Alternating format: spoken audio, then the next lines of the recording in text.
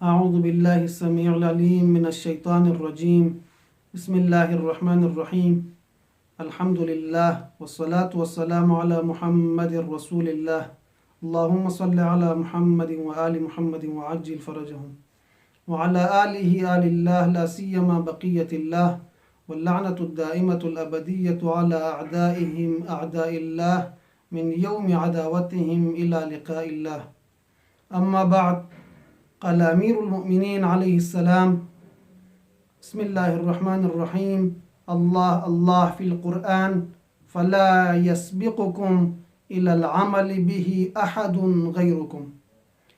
ناظرین گرامی، نقطۂ پرواز چینل کے توسط سے قرآن سے مانوس ہونے کے مراحل اور اس کی اہمیت اور ضرورت کو لے کر کے یہ ہمارا تیسرا جلسہ ہے۔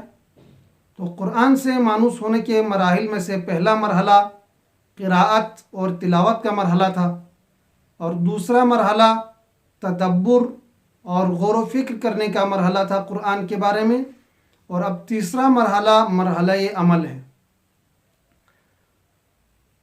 اب عزیزان محترم، جب ہم وہی پہلے والی مثال کو جو پہلے جلسے میں عرض ہوا ہے اس مثال کو اگر لے کر کے آئیں تو ایک ماہر ڈاکٹر نے جب آپ کا معائنہ کیا اور آپ کو جو نسخہ آپ کی بیماریوں کا دیا کہ اس میں آپ نے کون سی دوائیاں استعمال کرنی ہیں اور کون سے کام کرنے ہیں کون سے کام نہیں کرنے ہیں، اب اگر آپ توجہ کریں تو ڈاکٹر نے آپ کا معائنہ کیا، آپ کو نسخہ دیا، آپ نے نسخہ پڑھا اور آپ نے نسخے کو سمجھا، تو اس کے بعد والا مرحلہ کیا ہے بھائی؟ ہر صاحب عقل یہی بولے گا کہ اس کے بعد والا مرحلہ عمل کا مرحلہ ہے، اس نسخے کے مطابق عمل کرنے کا مرحلہ ہے۔ کیوں؟ اگر آپ نے نسخے کو پڑھا اور نسخے کو سمجھا لیکن اس کے بعد اگر عمل نہیں کیا نسخے کے مطابق تو آپ کو حقیقی فائدہ نہیں ہوگا اور آپ کی بیماری ٹھیک نہیں ہوگی اور آپ کی بیماری بالکل پہلے کی طرح رہے گی۔ کیوں؟ صرف نسخے کو پڑھنے سے اور نسخے کو صرف سمجھنے سے آپ کی بیماری ٹھیک ہونے والی نہیں ہے، بلکہ آپ کو اس نسخے کے مطابق عمل بھی کرنا پڑتا ہے۔ اب عزیزان محترم، ہم اب قرآن کے بارے میں آ کر کے دیکھ لیں تو قرآن میں ہم قرآن پڑھتے ہیں، قرآن میں کہیں پر ہے اقیموا الصلاۃ آتوا الزکاۃ، نماز قائم کرو، زکوٰۃ دے دو، خمس دو، فلاں کام کرو، غیبت نہ کرو، یہ کام کرو، وہ نہ کرو۔ یہ ساری چیزیں ہم جب قرآن میں پڑھتے ہیں تو کیا قرآن نے اس کو صرف ہمیں پڑھنے کے لیے بولا ہے؟ نہیں بھائی، یہ ہمارے لیے ضابطۂ حیات ہے۔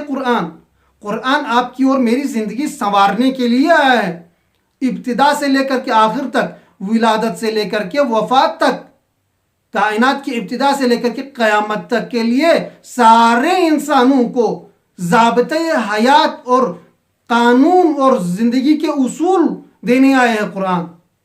تو اب قرآن میں اللہ تبارک و تعالیٰ کے ساتھ ہمارا رابطہ کیسے ہو، عبادت کیسے کی جائے اللہ کی، اللہ سے راز و نیاز کیسے کیا جائے، اللہ کے رسول کے ساتھ ہمارا رابطہ کیسا ہو اور ولی کے ساتھ ہمارا رابطہ کیسا ہو، ہمارے والدین کے ساتھ، ہمارے اقربا کے ساتھ، دوستوں کے ساتھ، مسلمانوں کے ساتھ اور دشمنوں کے ساتھ، محیط زیست کے ساتھ، ان سب کے ساتھ ہم نے کیسے رہنا ہے اور کیسے زندگی گزارنی ہے، یہ ہمیں قرآن بتائے گا۔ لیکن ہم اگر صرف قرآن کو پڑھ لے اور تدبر بھی کر لے لیکن اس کے مطابق اگر عمل نہ کر لے تو ہماری زندگی بالکل نہیں سنورے گی۔ عزیزان محترم، اگر ہم دیکھیں قرآن کی طرف تو قرآن اللہ تبارک و تعالیٰ کے بارے میں فرماتے ہیں ایاک نعبد و ایاک نستعین، یہ ہمیں سکھلا رہا ہے کہ عبادت صرف اور صرف اللہ کی کرنی ہے اور مدد بھی صرف اور صرف اللہ سے مانگنا ہے۔ یہ اللہ کے بارے میں، اس کے علاوہ اور بہت ساری ڈھیر ساری آیتیں، اور اللہ کے رسول کے بارے میں اطیعوا اللہ و اطیعوا الرسول ما آتاکم الرسول فخذوہ وما نہاکم عنہ فانتہوا، اللہ کے رسول کی اطاعت کرنی ہے۔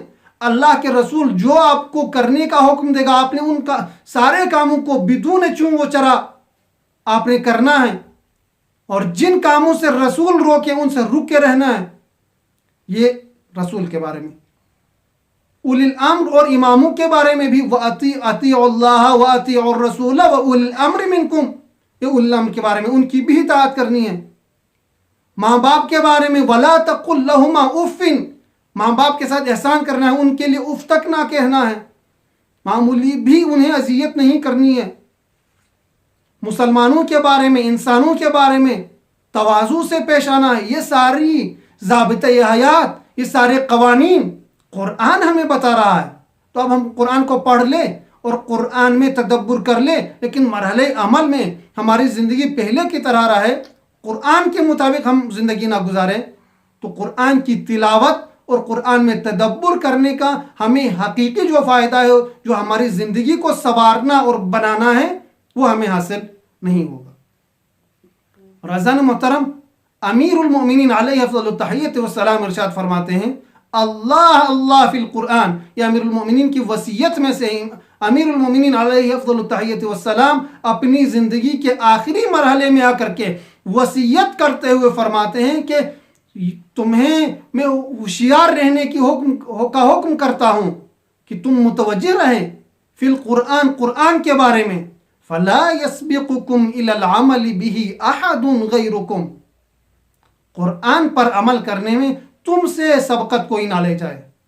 سب سے پہلے تمہیں قرآن پر عمل کرنا چاہیے. واقعاً افسوس کی بات ہے عزیزان محترم، ہم جو اہل بیت کے ماننے والے ہیں، پیغمبر نے 2 گراں وہاں چیزیں چھوڑ کے گئے ہیں نا، ایک قرآن ہے تو ایک اہل بیت ہے. ہمیں دونوں کو ایک ساتھ لینا ہے، ایک کو لے کر کے ایک کو نہیں چھوڑنا. افسوس کے ساتھ یہ کہنا پڑتا ہے کہ اسلامی فرقوں میں سے بعض فرقوں نے قرآن کو لیا ہے، اہل بیت کو چھوڑ دیا ہے، تو بعض فرقوں نے اہل بیت کو تو لیا ہے لیکن قرآن کی طرف صحیح توجہ نہیں دیتے.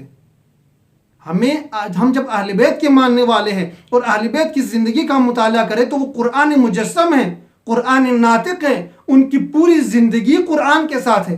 امام حسین علیہ افضل التحیۃ والسلام شہادت کے بعد بھی قرآن کی تلاوت کرتے ہیں. تو ہمیں قرآن کی طرف توجہ دینے کی ضرورت ہے، قرآن کی تلاوت کرنے، قرآن کی آیتوں کے بارے میں تدبر کرنے اور قرآن پر عمل کرنے کی ضرورت ہے. اب عزیزان محترم، یہ تیسرا مرحلہ تھا قرآن پر عمل کرنا. چوتھا اور آخری مرحلہ قرآن سے مانوس ہونے کا، وہ قرآن کی ترویج اور تبلیغ کرنا ہے.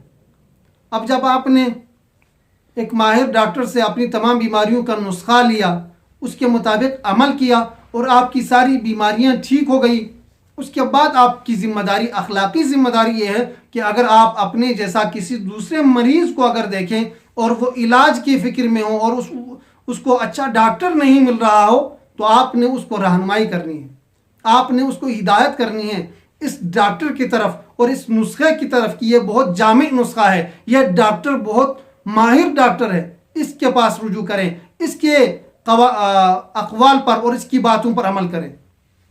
تو یہ آپ کی اخلاقی اور شرعی ذمہ داری ہے کہ آپ قرآن کی ترویج اور قرآن کی تبلیغ کریں، ورنہ آپ کنجوس کہلاؤ گے. اب عزیزان محترم، اس 4 مرحلے میں جب ہم نے قرآن کی تلاوت، تدبر، عمل اور ترویج، ان سارے مراحل کو ہم نے اپنی زندگی میں عملی طور پر اپنایا اور ہم اپنی زندگی کو جب قرآن کے مطابق ہم نے اپنی زندگی گزاری، تو اس کا نتیجہ اور فائدہ کیا ہوگا؟ رسول اکرم صلی اللہ علیہ وآلہ وسلم نے حدیث ثقلین، جو کہ مشہور اور فریقین کے پاس متواتر احادیث میں سے ہیں اور معتبر احادیث میں سے ہیں، سارے فرقوں کے پاس، اس حدیث میں پیغمبر اکرم صلی اللہ علیہ وآلہ وسلم ارشاد فرماتے ہیں، انی تارکن فیکم الثقلین ما ان تمسکتم بہما لن تضلوا بعدی کتاب اللہ وعطرتی. ان دونوں کو میں تمہارے پاس چھوڑ کے جا رہا ہوں، اگر ان دونوں سے متمسک رہو گے تو کبھی گمراہ نہیں ہوگے. اس کے بعد والا مرحلہ کیا ہے؟ کتاب اللہ وعطرتی وَإِنَّهُمَا لَن يَفْتَرِقَا حَتَّى يَرِدَ عَلَيَّ الْحَوْض. اور یہ دونوں قرآن اور اہل بیت کبھی ایک دوسرے سے جدا نہیں ہوں گے یہاں تک کہ حوض کوثر پر میرے پاس پہنچ جائیں گے. تو اب قرآن نے حوض کوثر پر پیغمبر اکرم صلی اللہ علیہ وآلہ وسلم کے پاس پہنچنا ہے، اہل بیت نے حوض کوثر پر پیغمبر اکرم صلی اللہ علیہ وآلہ وسلم کے پاس پہنچنا ہے. اگر آپ بھی جنت میں حوض کوثر پر قرآن اور اہل بیت کے ساتھ پیغمبر اکرم کے پاس پہنچنا چاہتے ہیں تو ہمیں قرآن کے مطابق زندگی گزارنی پڑے گی. ہم جب قرآن کے ساتھ رہیں گے تو یہی قرآن ہمیں لے کر کے حوض کوثر پر پیغمبر اکرم صلی اللہ علیہ وآلہ وسلم کے پاس پہنچا دے گا.